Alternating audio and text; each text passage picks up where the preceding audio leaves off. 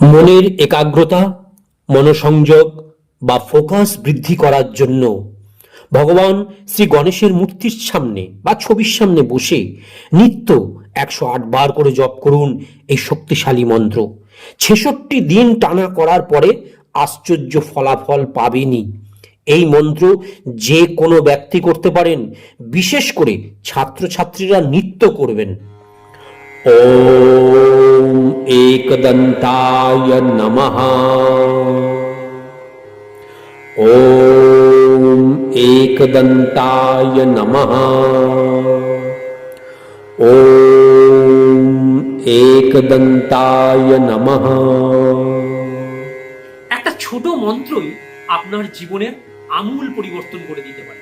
কিন্তু আপনি জানবেন কি করে যে কোন মন্ত্র জপ করলে আপনার জীবনে সেই আমূল পরিবর্তন আসবে?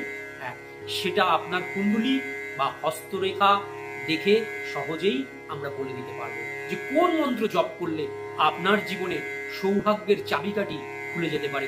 আপনারা চাইলে অনলাইন অ্যাপয়েন্টমেন্টের মাধ্যমে আমাদের সঙ্গে যোগাযোগ করতে পারেন স্ক্রিনে দেওয়া নাম্বারগুলোর দ্বারা।